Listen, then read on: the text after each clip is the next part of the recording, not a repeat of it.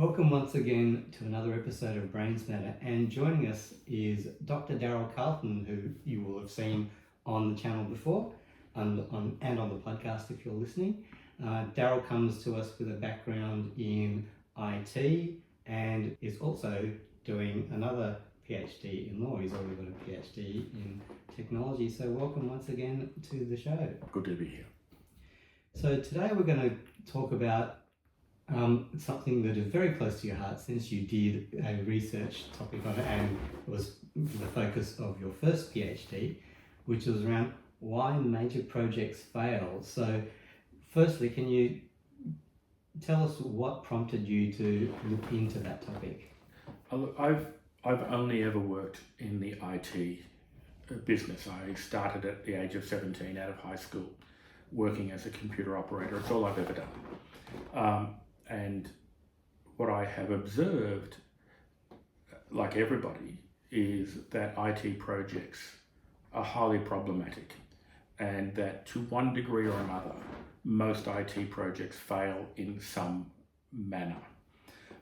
There are various metrics around this, but perhaps the most famous one is the chaos reports, which measure projects by they deliver on time, on budget, with required features and functionality. And they measure them as successful, challenged, or failed. And depending upon the scale or the size of the project, most projects fail dramatically. And I wanted to know why. Now, I wanted to know why because I've delivered around about $3 billion worth of projects in my career. There's been a lot of projects I've run. So I generally say I've run 30 projects, more or less. But actually, it's a much bigger number than that. In one job that I had, my portfolio was 138 projects. As a hands-on project manager, it was around about 30-something projects. But I've been responsible for perhaps 500 or 600 IT projects. So when we talk about fail, what do we classify as failing? So does it not fit the bill, or did it overrun in terms of cost? Or? So I think the chaos metrics are reasonably good. So yeah, was the project delivered on time? Was it delivered on budget? Did it deliver the functionality, features and capabilities that were required? Those are the three key metrics. And most projects, will fail on one of those attributes. So even if the project goes in and is running, it may not have been delivered on time or on budget with required features, but it's running, it's being used. So it might be regarded generally as, it was a failure. Yeah, but we spent $500 million and it's running. Is it productive? Yeah, did it return a reasonable return on investment? Probably not. Mm-hmm. And some of the classic ones globally are transport ticketing systems. And there is some analysis which shows it would be more profitable to make public transport free than to have a ticketing system which costs more to build and run than it collects in revenue over 10 years lifetime. There was a very famous transport ticketing project called Mikey, which was supposed to be put in for $700 million and it cost $1.4 billion. That's a lot of free tickets. Look, it is, and the story about that one that I like the best is it costs less for NASA to get a rocket to Mars than it costs for me to buy a ticket to travel 2 kilometers on the public transport system. Given that was your background, you wanted to see what the causes of these failures were. I did. I wanted to understand what the cause of these project failures were. And so I undertook a PhD later in life to understand why projects fail. And during the course of that PhD, my supervisors kept on asking me who was held accountable. And I kept on answering, it's out of the scope of my project. When my project was examined and I passed, the examiners also asked, this is fascinating, who was responsible?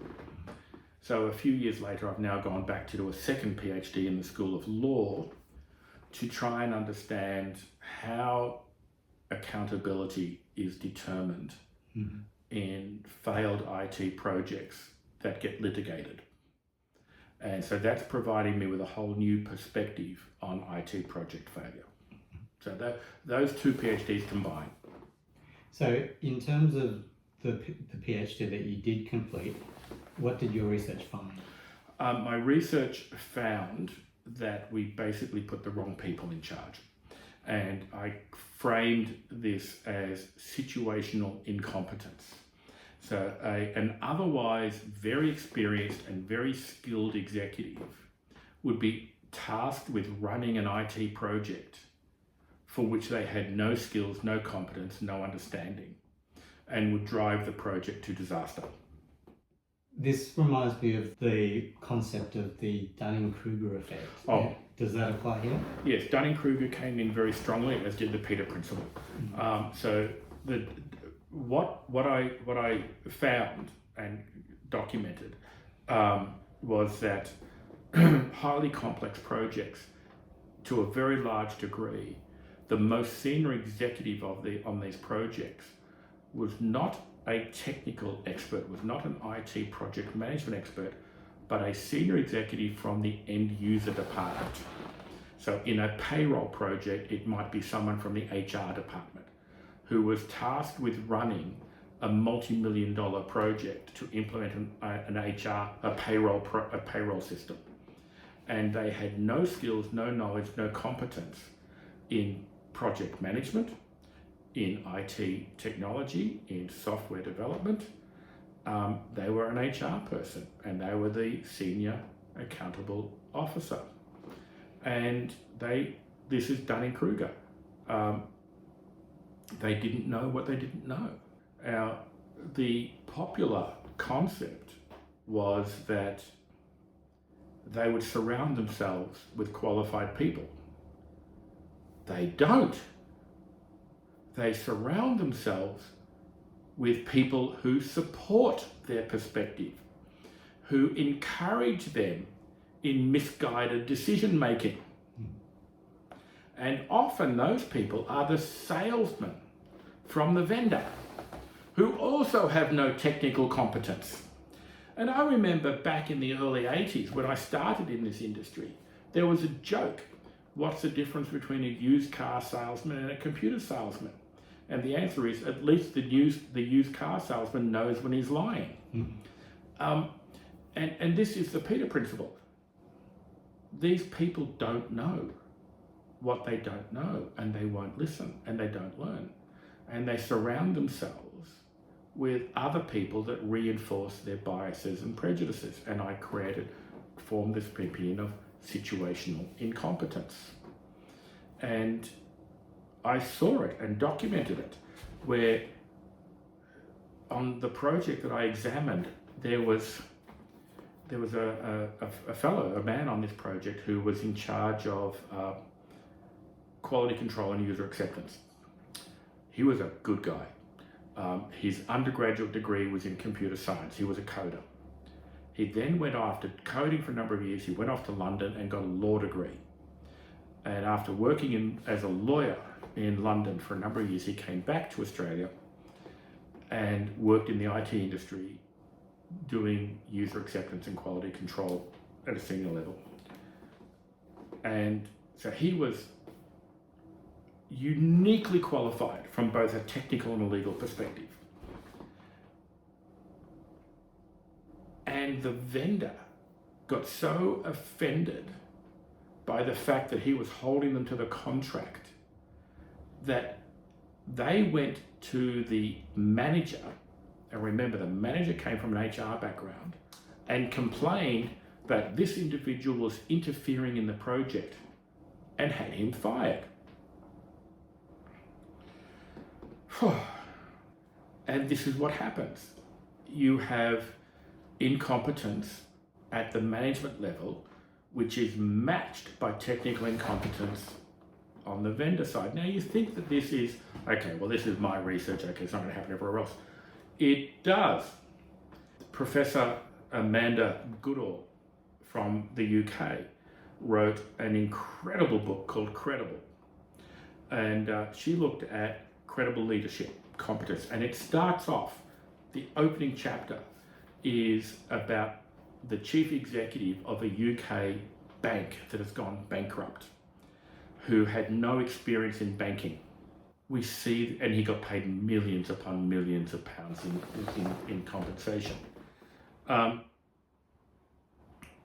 The UK Post Office Horizon project, which was an unmitigated disaster of an IT project that saw 700 people go to jail in the post office system because the IT system claimed that they couldn't balance their books in the post office branch they were working, and it was a failure of the IT. The chief executive of that firm said, oh, the computer is right, you're all criminals, and they got convicted. And now it's come out, of course, that the computer was an unmitigated disaster.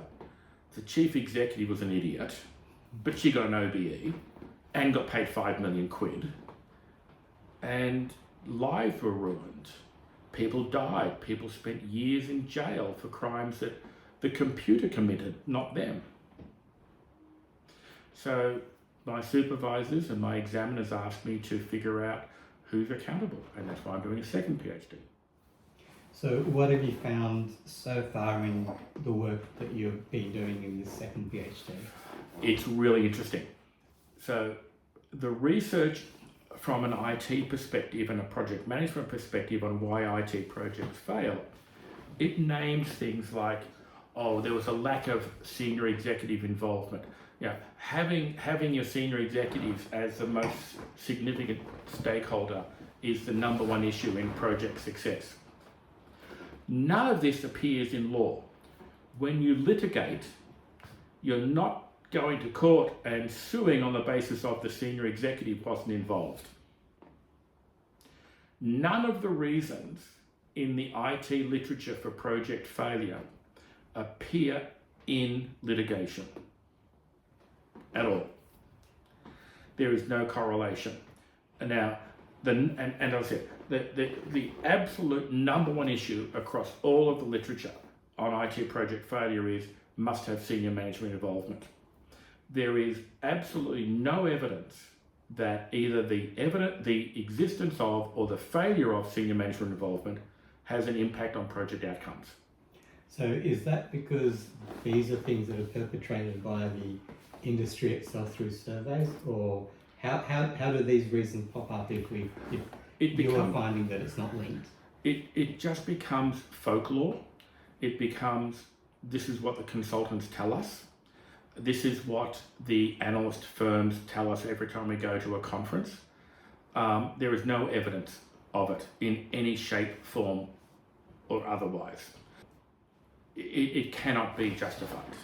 How it comes about is, well, we've got to blame someone.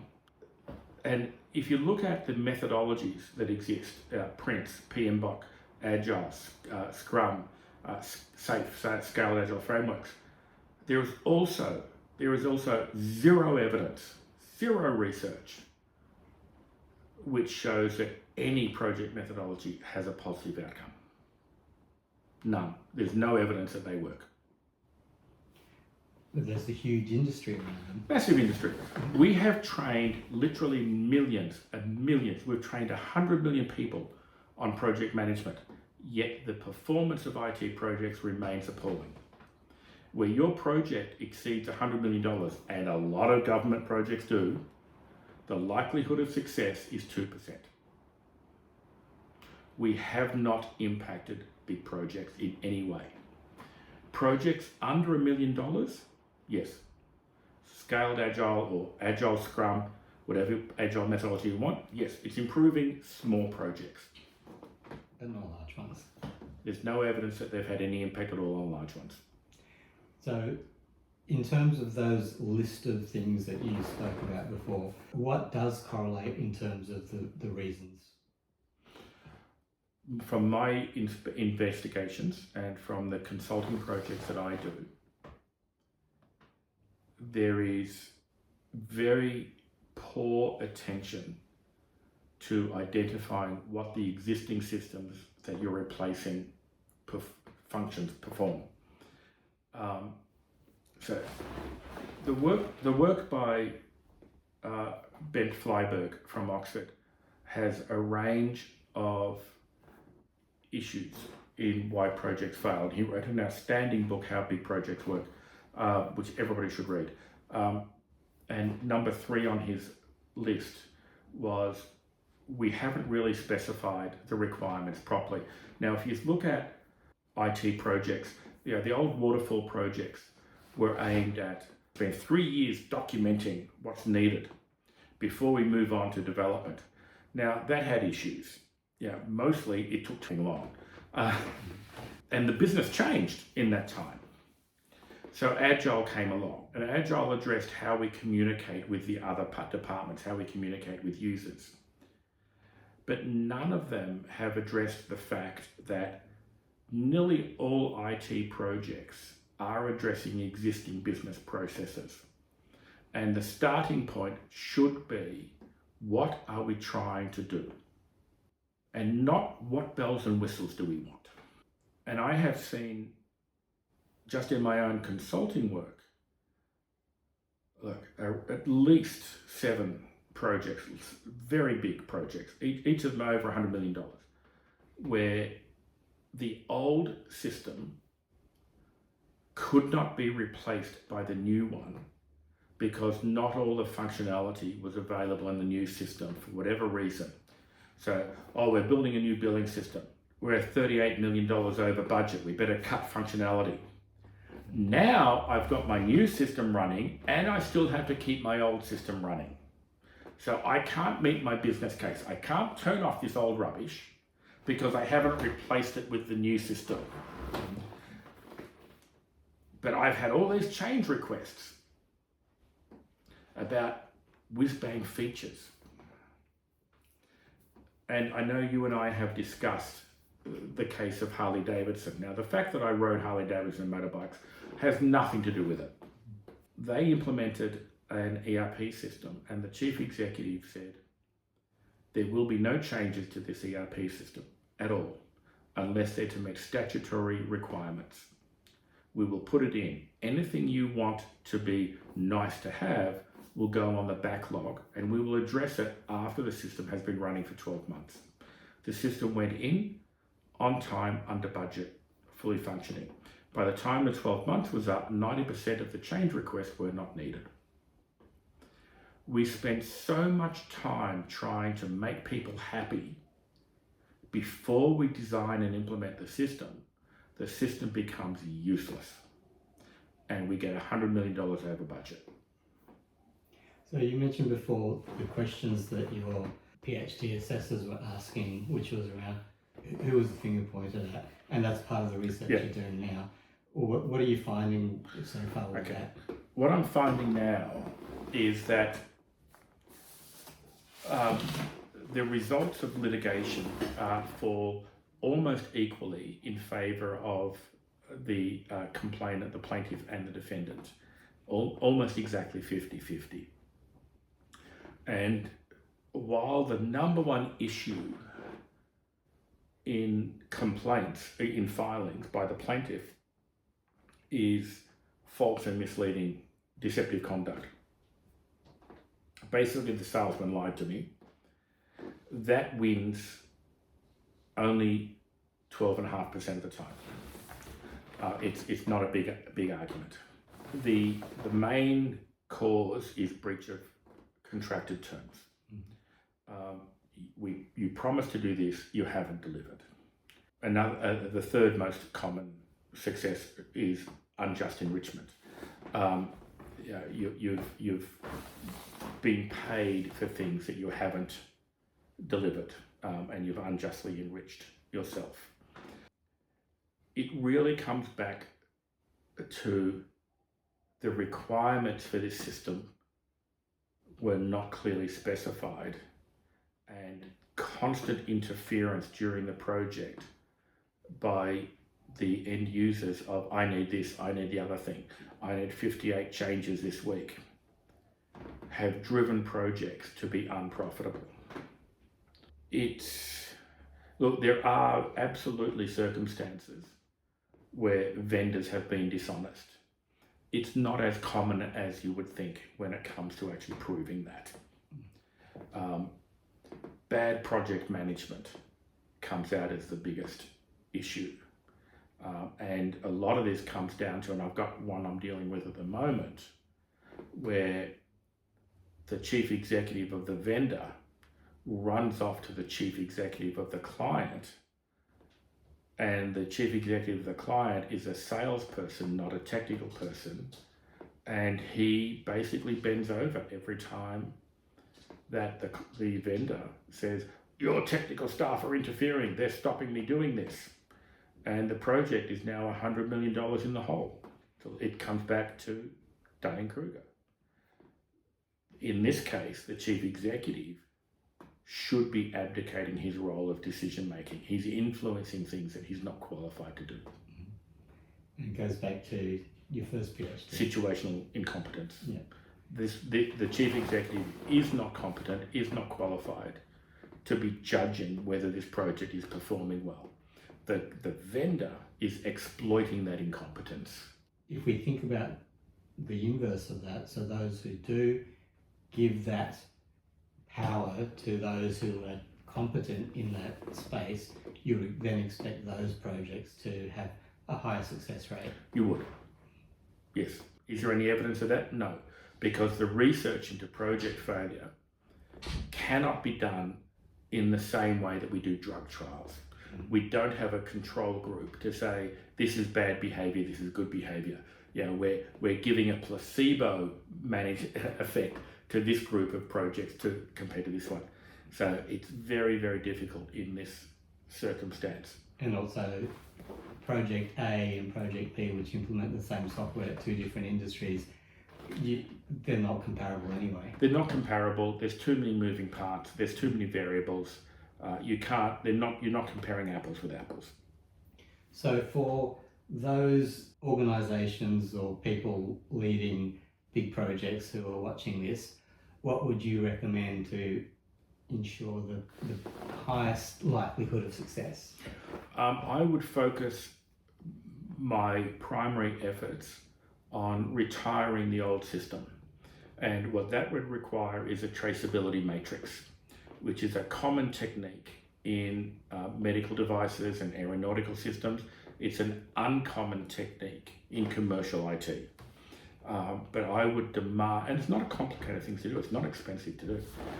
I would demand that every RFP, every procurement has a traceability matrix back to the replacement system that says we need to retire this before we can agree to the new one. If you do that and you manage that and then you enhance it. So it's not about how the system works, it's about what it does. Now, this existed way before we were using computers. So if you go back to 1950, the phone company was issuing bills. Didn't have a computer, but it issued bills. The function that we perform still exists. How we want to do it will change. And this now means, okay, the next generation is, well, we're moving into AI. But what we need to do still exists. It's how that changes. So we need a traceability matrix back to what needs to be delivered. We need a description of how that's going to change to deliver value to the customer. And you manage the retirement of the old system. And on that bit of good advice, I'd like to thank you again for joining us on the show. Thank you very much. It's always wonderful to be here.